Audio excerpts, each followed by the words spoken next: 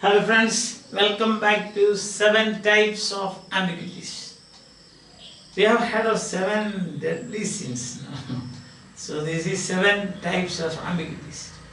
So in the last class we saw ambiguity that can arise by implications, for example. Another is by metaphor. That is, a word or a grammatical structure is effective in several ways at once, and it makes the language rich, and also it heightens the effect. Richness and heightening of the effect. And we saw that 1973, sonnet number 73 by Shakespeare, where you saw in the first quatrain you have these lines, bare ruined choirs where late the sweet birds sang. Bare ruined choirs, bare ruined choirs where late the sweet birds sang. Bare ruined choirs where late the sweet birds sang. We saw it can be associated with the 7 things, and as a result of this, the heightening of effect. Now here is another example for implication, that is from Empson. The Empson, that is Diary of Sorrows, based on an Irish legend. Diary says it should be Deidre, D-E-I-R, D-E-I-R-D-R-E, Diary of Sorrows. 2 characters are speaking, one is Daidre, other is Nicey. Now Daidre says, what does she say? It should be a sweet thing to have what is best and richest if it is for a short space only. It should be a sweet thing to have what is best and richest. So it should be, Daidre says, D-E-I-R, Daidre. Daidre says, it should be a sweet thing to have what is best.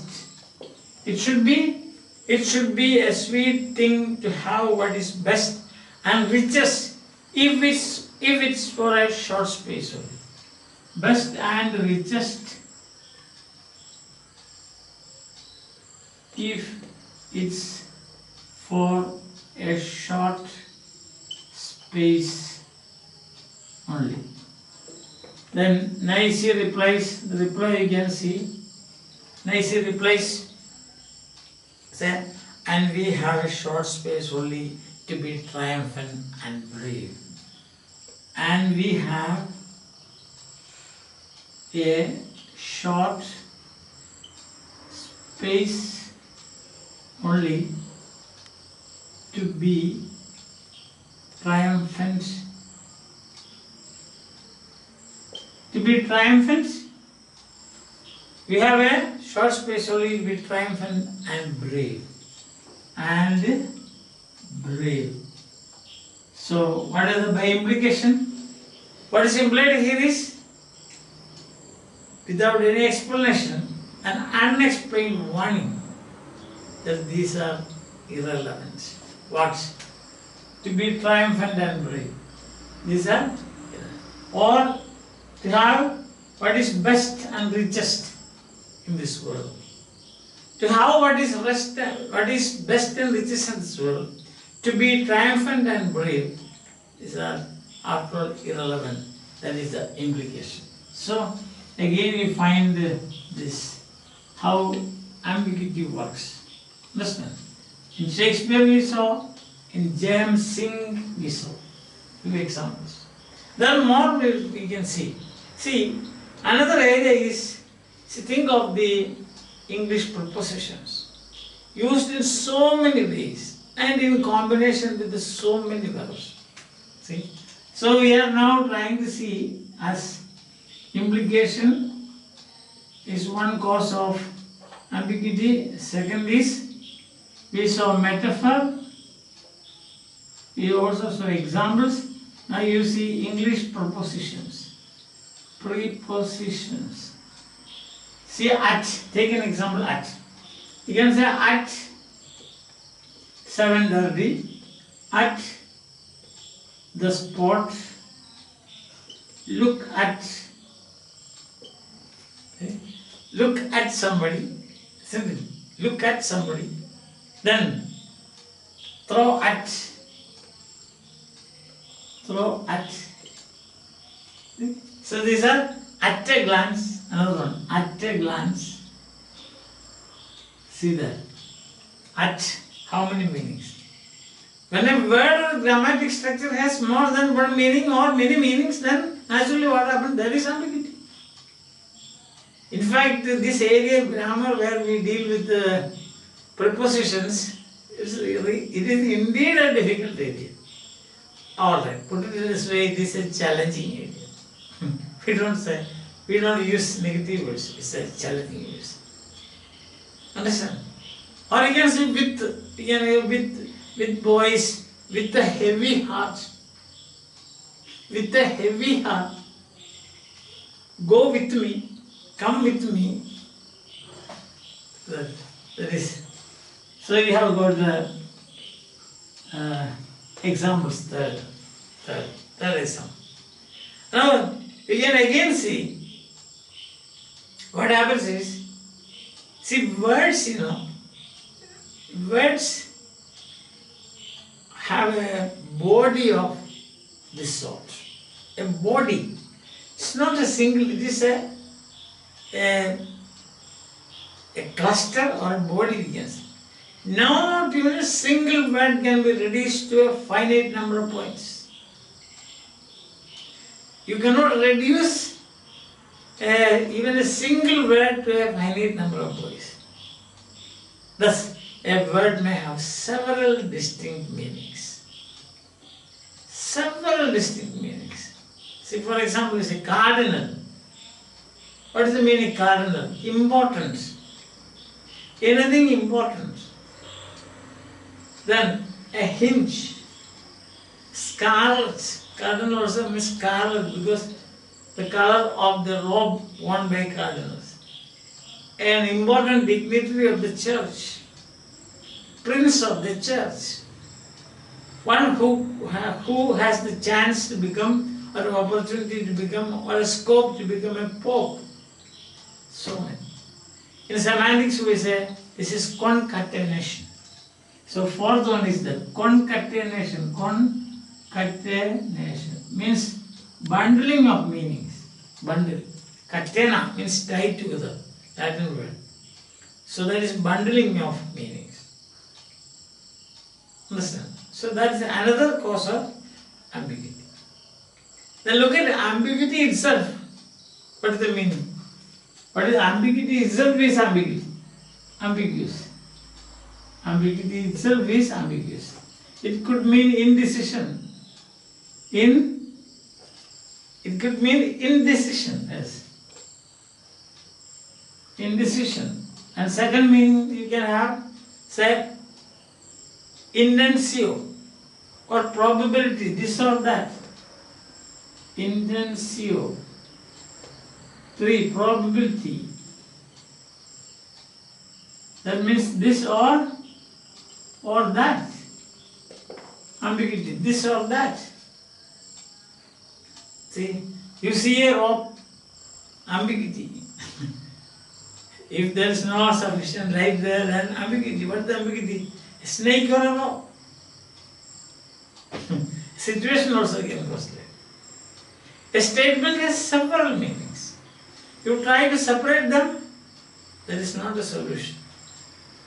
See that? You try to explain, explainer can go on explaining ad infinitum. Ad infinitum means without end.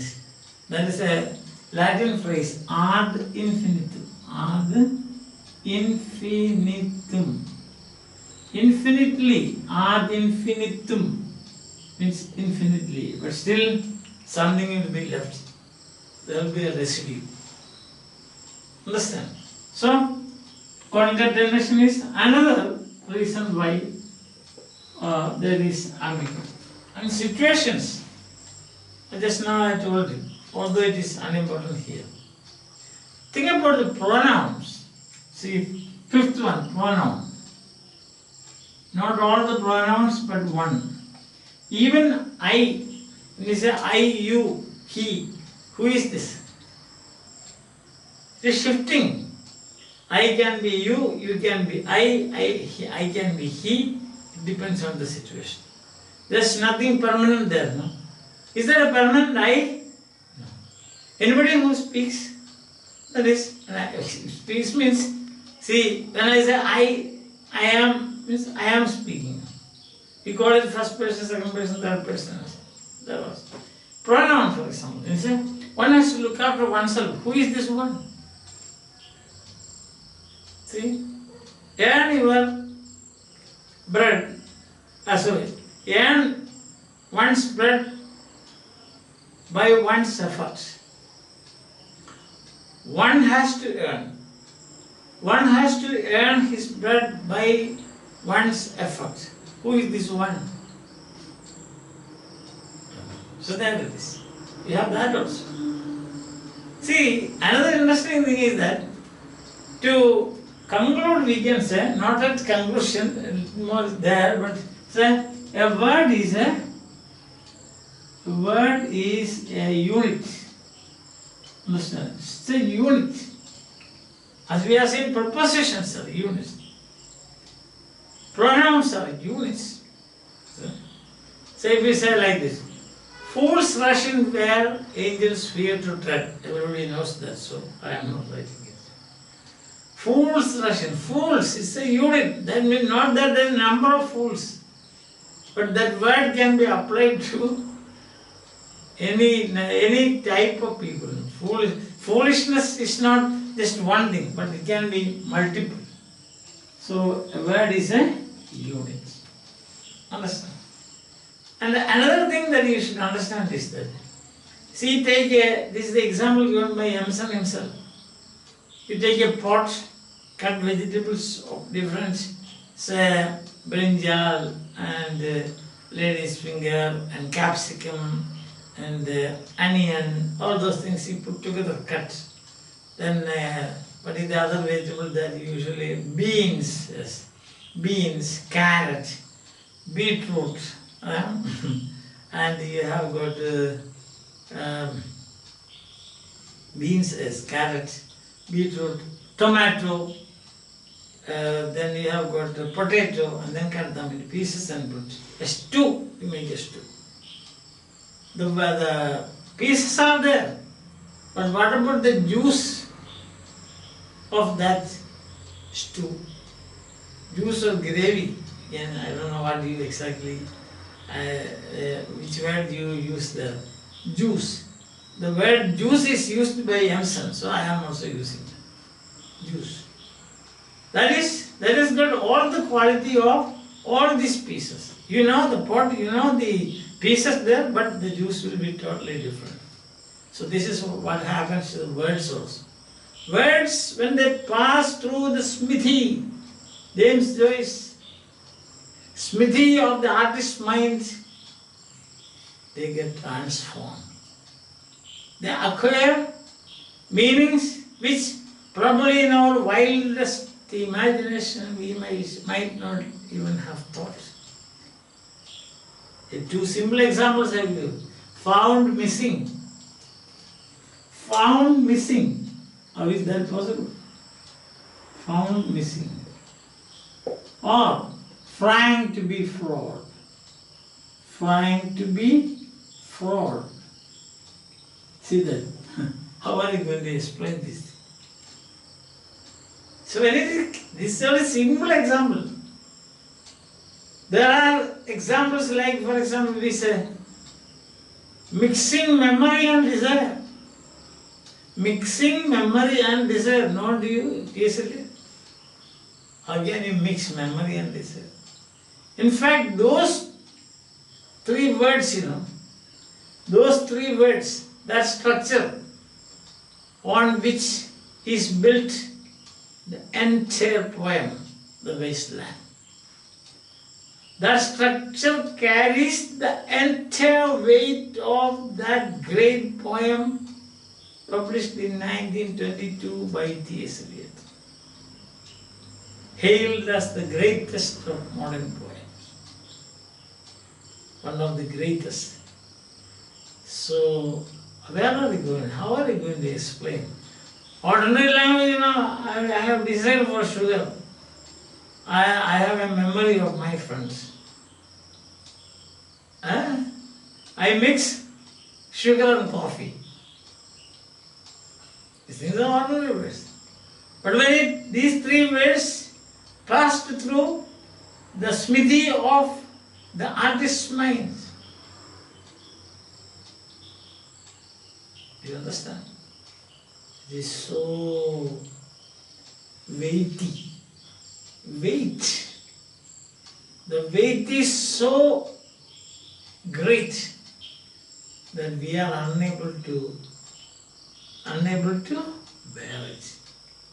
So we go on explaining, mixing memory and desire.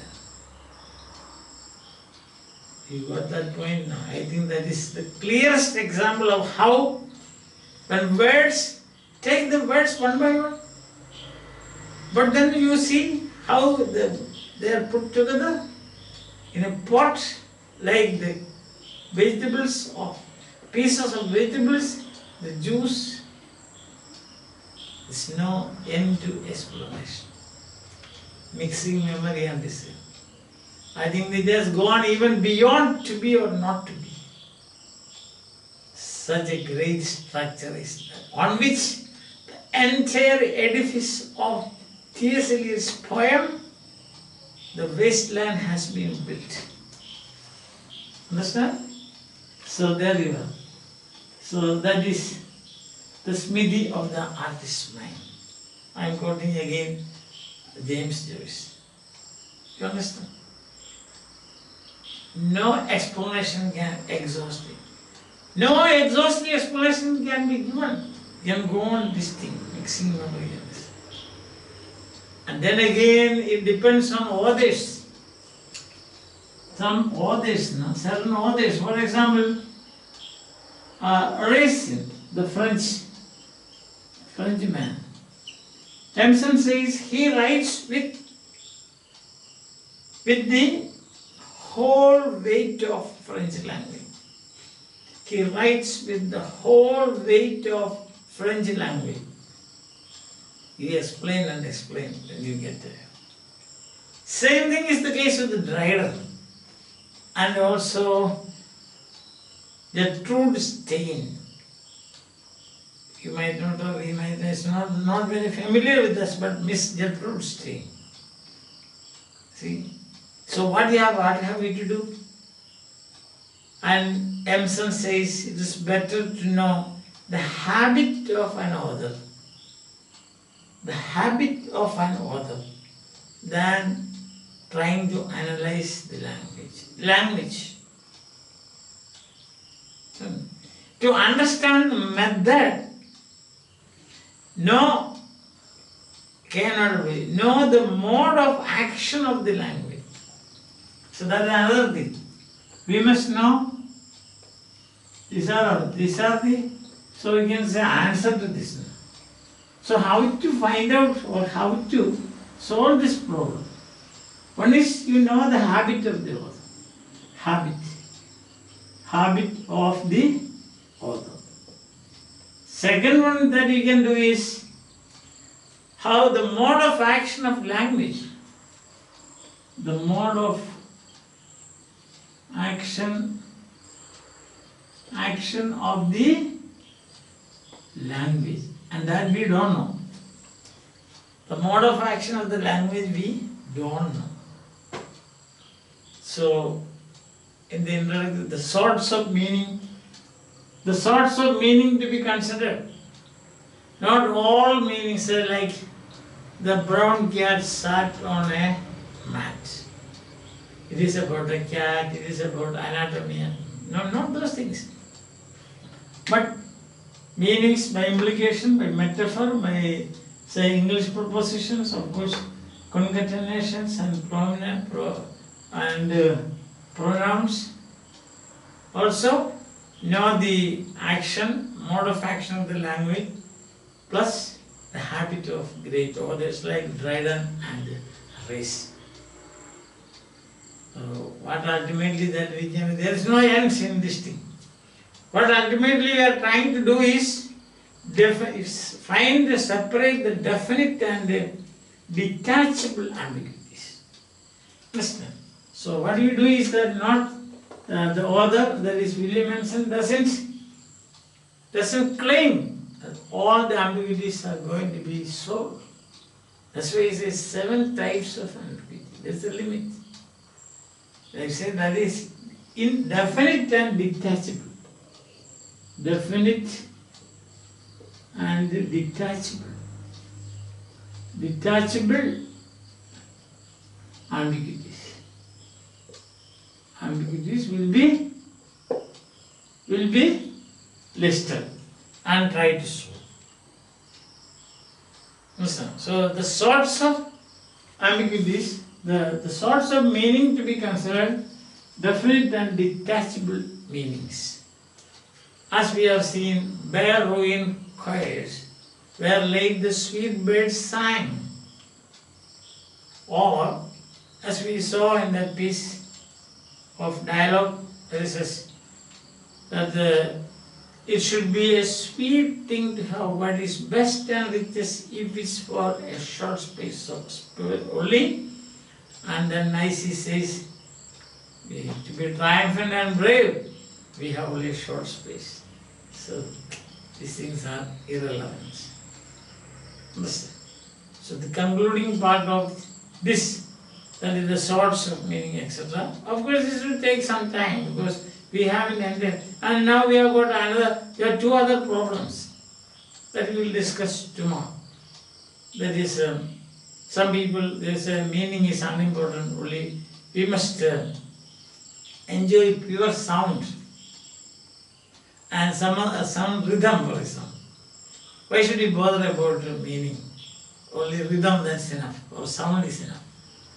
Enjoy the sound, feeling, sensibility. Have that, what we must say that there is a spirit, and that spirit is expressed, feelings expressed through words. So why don't we enjoy the feelings expressed, the sensibility expressed, rather than go deeply into unnecessary things like ambiguities and words and so on. That is one school of thought.